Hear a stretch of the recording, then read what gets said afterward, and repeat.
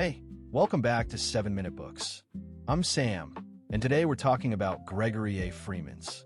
Sophie, I have to ask, had you ever heard of Operation Halyard before this book? Not at all. And honestly, that's the whole point, right? This is one of those stories that feels like it should be a blockbuster movie, but somehow it got buried. Exactly. So here's the setup. It's 1944. American bombers are flying missions from Italy to hit Nazi oil refineries in Romania. But the Germans are ready for them, and a lot of those planes go down over Yugoslavia.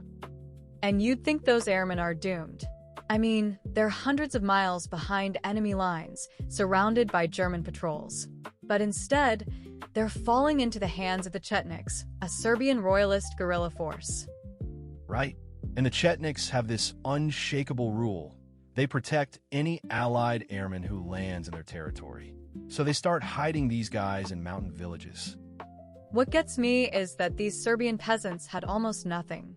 They were living in crude huts, surviving on cornbread and milk. But they shared everything with the Americans. They treated them like family.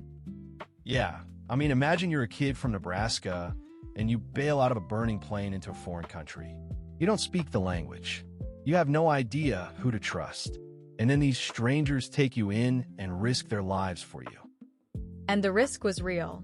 The Germans would burn entire villages and execute anyone suspected of hiding the airmen. So every day, these families were putting themselves in mortal danger. The book describes how a kind of underground railroad developed. The Chetniks would move the airmen from safe house to safe house, always one step ahead of the Germans. And meanwhile, back in Washington and at Allied headquarters in Italy, the official policy was basically, don't try to rescue them. Too risky. Too hard. They're on their own. But then you have this OSS officer named George Vujnovic. He's a Serbian American, and he knows the terrain and the people. He refuses to let those men be abandoned. So he starts lobbying for a rescue mission. And the plan he comes up with is audacious. They're going to land cargo planes on a makeshift airstrip carved out of a cow pasture in the middle of the night. And I love this part, the building of the airstrip. Hundreds of Serbian peasants, working under cover of darkness, leveling the ground with their bare hands and primitive tools. They cleared trees, removed rocks, all by hand. And the airmen helped too. They had been stranded for months, and now they had something constructive to do. They watched this runway take shape, and it became a symbol of hope. Then on the night of August 9th, 1944, the first C-47 transport plane appears out of the darkness. The pilots are flying without radar, navigating by hand-drawn maps and signal fires.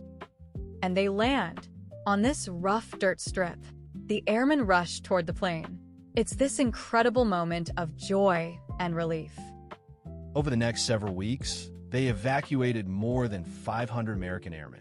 The operation was called Halyard, and it was the largest rescue of its kind behind enemy lines in World War II.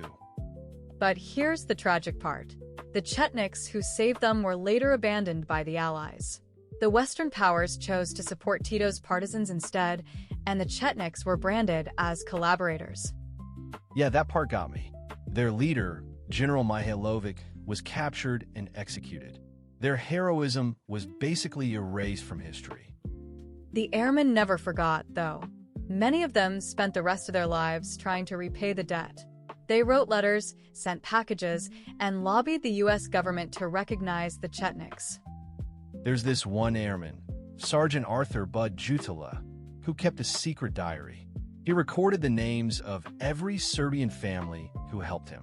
That diary became a crucial piece of evidence later. Freeman's book is really an act of historical reclamation. He brings these forgotten stories back into the light. And he shows that history isn't just about battles and dates, it's about human connections. The takeaway for me is this. Even in the darkest times, there are people who will risk everything to help a stranger. The Chetniks didn't save those airmen for a reward. They did it because it was the right thing to do. And if you want to go deeper, the whole library is over on 7minutebooks.com/app with more than 6,000 fiction and nonfiction titles you can read or listen to in any language. It starts at $2.99 a month, $9.99 a year, or $19.99 for lifetime access. Yeah, and this is one of those books that really sticks with you. It's a story of courage and gratitude that deserves to be remembered. It really is. The Forgotten 500 reminds us that history is full of unsung heroes and that a single act of kindness can echo through generations. We'll see you in the next one.